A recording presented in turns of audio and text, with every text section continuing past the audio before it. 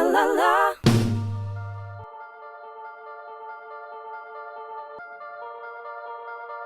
Yes, I'm a gay too. Hard to believe, I know. See, I go the other way and start being a performing monkey gay, basically, going, oh, look at me, I'm gay. It's interesting that I do that. I used to do that a lot. I used to do stand-up comedy, funnily enough, and used to always be the pathetic, dancing gay, and I had to stop it. Anyway, my book, Straight Jacket, How to Be Gay and Happy, is quite interesting that sometimes gay people, sometimes straight people too, will go, what do you mean? What do you mean how to be gay and happy? There's kind of an inference that maybe being gay might make you less happy, and that's not exactly what I'm saying. But over the last 10 years or so, it's becoming clearer and clearer and clearer because people, straight people and gay people, the mainstream finally started to ask the questions and do some studies and look at the stats and found out that actually LGBT people do have higher levels of depression, addiction, eating disorders, suicide ideation, i.e. thinking seriously about it, suicide, self-harming, all of these horrible things. Now, of course, there are many happy LGBT people in the world.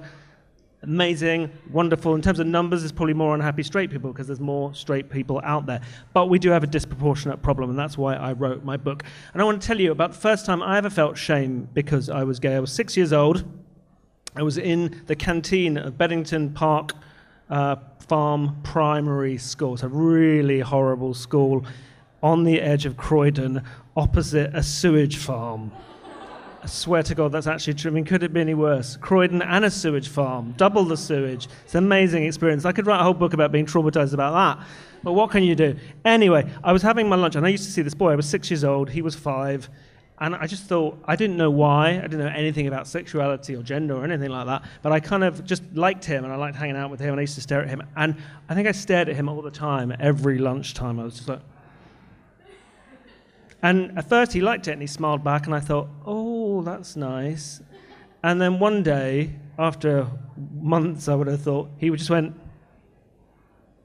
He just gave me this really horrible, aggressive look. I didn't understand it then, but I felt really ashamed, and that was the first time I was shamed for being gay. I was a little bit effeminate growing up. I don't know why I need to feel it's gay shame, need to make a joke. Oh, can't you tell I'm really effeminate? Anyway, people started to realize I was a little bit different. I didn't understand what that was. Your generation, young people, have no idea what it was like when I was 6 or 7. You didn't have all the gay people on TV. People didn't even mention the word gay. It was that line from the Oscar Wilde thing about the love that dare not speak its name. People literally did not even say it, so you had no idea. It was just, I remember a dinner lady being just horrified at the thought of even having a conversation about it. Anyway, when I was 10, boom, in my second school, so I left the sewage farm school, amazingly, and went to another school in a lovely place called Carshalton.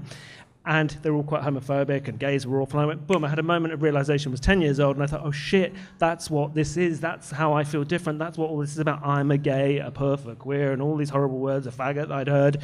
And it was terrifying. So the narrative now is that gay people come kind of like skydiving out of the closet, kicking and dancing, and getting a job kind of presenting fashion shows on Lorraine and things like that. But no, I pushed it down, and I remember crying night after night after night. I thought, oh God, this will go away.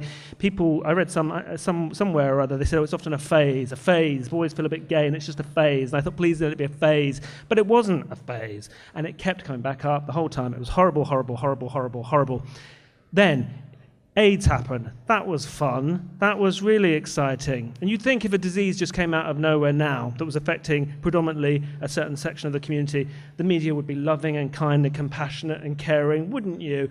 And no, they weren't. The Sun, led by Calvin McKenzie, can't stand the little rat, were absolutely vile. They talked about recriminalizing homosexuality. They made up stories the whole time. They portrayed gays and lesbians as public enemy number one. There were stories that rent boys want to take revenge on the straight population in bitterness and give everybody AIDS, AIDS, AIDS. It was just the whole time. There was a cartoon. I remember seeing it. I actually remember seeing this. Francis Rossi from Status Quo had given some minor interview, and they'd asked him about his son coming out. His son had come out to him, and it was the only positive thing I read in the whole of my life at that time. And Francis Rossi said, yeah, my son is gay, it's cool, no problem with gay people, it's fine. And I always think, I wonder if Kelvin Mackenzie was off that day because he wouldn't have let that go into The Sun. So the next day he was back, and he made a point of reiterating what The Sun's position on those things were. And he had this cartoon in The Sun. There were always homophobic cartoons, always. I mean, just constant. Dirty Den's brother in EastEnders, Leslie Grantham, the actor, his brother came out, and Dirty Den was portrayed in a cartoon wearing suspenders and high heels and makeup, because that's what gays do. And some gays do that, but not all gays. But that was how it was just defined. You're a pervert that wears women's clothes, basically. So they did this cartoon, and it was a young man talking up to his friend saying, you see, Rodney, I knew your dad wouldn't take it so well as Francis Rossi had taken it. And there was a man walking in, an angry older man, like a father, walking into his house. And the younger guy was looking up at his friend, the gay guy. They were both gay. And he was being hung from a noose, from a lamppost, with makeup on, a big flouncy Oscar Wilde hat. That was the message. You basically should kill yourself. So I thought about killing myself. I thought, oh, God, it'd be really bad for my parents. They'd be so ashamed if they found out. And I felt really, really bad about it. The next year, Mrs. Thatcher, God rest her bones, oh God, I always say something really inappropriate when I talk about her, she wanted to capitalise on all this homophobia because it was Labour councillors that were getting attacked because Labour wanted to support minorities and gay people, and so the Sun and the right were just constantly attacking Labour. Basically, the implication was, if you vote Labour, the whole world's going to turn gay and they're going to rape your children and give everybody AIDS. That was essentially what they were saying. So Mrs. Thatcher decided to bring this law. Clause 27 it was called, and it eventually became Section 28, and it prohibited the promotion of homosexuality in schools because they were saying Labour want to tell your children to be gay. When in fact what Labour wanted to do, what teachers wanted to do, was just to be able to answer questions and say, it's cool to be whoever you are, you're not going to go to hell, it's fine, everybody deserves respect. That was too much for the Conservative government. Don't want to get too political about it, but it's true, I lived through it. And I just thought, I heard everyone saying, yeah, Section 28, Clause 27 and Section 28, great. There was a political movement from lots of people in Brixton, I would have thought, lots of nice lefties who did marches and did protests. Some lesbians abseiled into the House of Lords. And one day, two lesbians broke into the studios at the BBC on the news at 6. I'm just going to play you a little bit. How much longer have I got left? I'll play you a little tiny clip of that. 3 minutes, okay. This is a report on the 9 o'clock news after they broke in. The 6 o'clock television news studio, an attempt to disrupt the start of tonight's programme. They were protesting against a new law, which comes into effect at midnight, stopping local councils from promoting homosexuality, like Smart reports. It was clear to viewers from the start of the 6 o'clock news that something was wrong.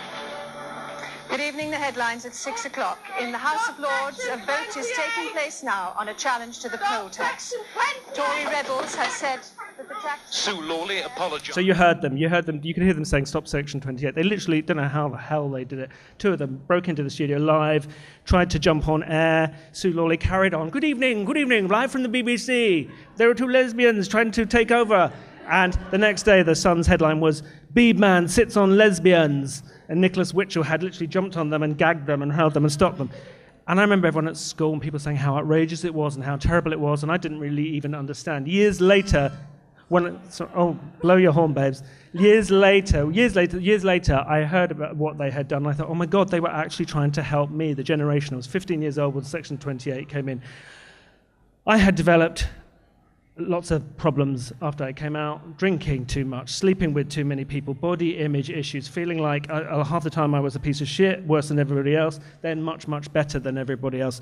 I joined Stonewall, the gay rights organisation. I fought back, I became very loud and proud and all that kind of stuff, which was masking pain, which I didn't really understand. Eventually I ended up at Attitude, became the editor of Attitude, was winning awards and doing well, interviewing Kylie Minogue. How much higher does it get for a gay?